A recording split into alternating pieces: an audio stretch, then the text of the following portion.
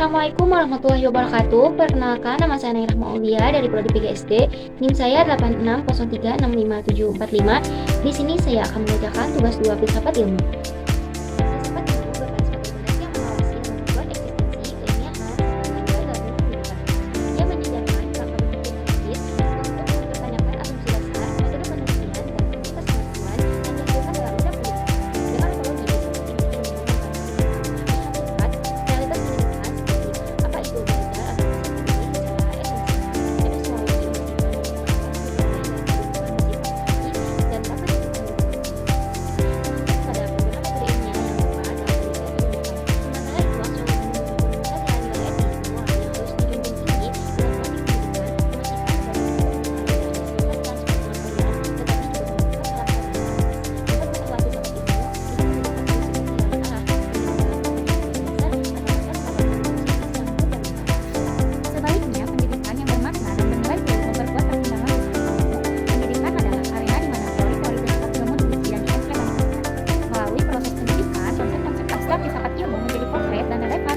Ketika pendidikan berhasil membentuk individu yang kritis, reflektif, dan memiliki integritas intelektual, individu-individu ini kemudian dapat berkontribusi pada pengembangan filsafat ilmu itu sendiri. Mereka akan menjadi generasi yang mampu mempertanyakan, menganalisis, dan mengembangkan pemikiran filosofis baru, memperkaya diskursus filsafat ilmu. Pengalaman empiris dan praktik pendidikan juga dapat mengungkap pertanyaan-pertanyaan filosofis baru yang menantang dan mendorong filsafat ilmu untuk terus berevolusi dan beradaptasi dengan kompleksitas dunia nyata. Filsafat ilmu dapat disebut sebagai pisau analisis yang tajam dalam membedah persoalan-persoalan pendidikan melalui 3 cabang, yaitu ontologi, epistemologi, dan aksiologi. Ontologi membantu kita memahami hakikat masalah pendidikan, misalnya apakah masalah kemiskinan belajar adalah masalah individu atau sistemik.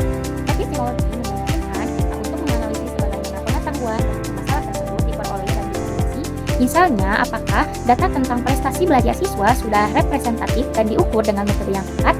Aksiologi membimbing kita dalam mengevaluasi nilai-nilai yang mendasari solusi yang diusulkan, misalnya apakah kebijakan pendidikan tertentu adil dan berpihak pada semua lapisan masyarakat.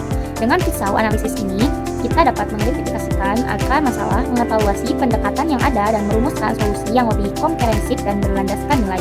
Contoh konkret penerapan filsafat ilmu dalam praktik pendidikan dapat dilihat dalam berbagai aspek. Dalam kebijakan pendidikan, filsafat ilmu membantu merumuskan tujuan pendidikan yang berlandaskan pada pandangan tentang manusia dan masyarakat yang ingin dibentuk, atau ontologi dan aksiologi. Misalnya, kebijakan kurikulum merdeka yang menekankan pada pengembangan potensi individu dan kemandirian belajar, mencerminkan pandangan filosofis tentang hakikat